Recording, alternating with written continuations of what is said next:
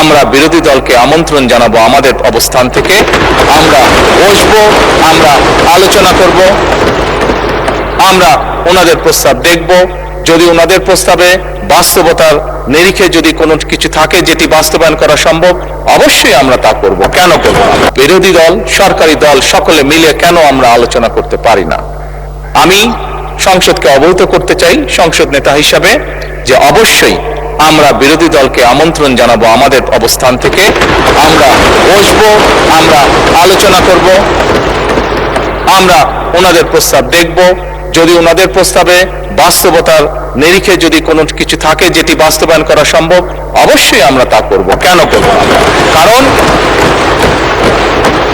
আমরা যে অবস্থানে যে এই ফ্লোরে যেদিকেই বসি না কেন, বাংলাদেশের মানুষ আমাদেরকে এখানে পাঠিয়েছে তাদের স্বার্থ দেখার জন্য। কাজেই বাংলাদেশের মানুষের স্বার্থ, যে আলোচনা করলে বাংলাদেশের মানুষের স্বার্থ রক্ষা হবে, যে কাজ করলে বাংলাদেশের মানুষের স্বার্থ রক্ষা হবে, ইনশাআল্লাহ আমরা অবশ্যই সেই কাজ করব।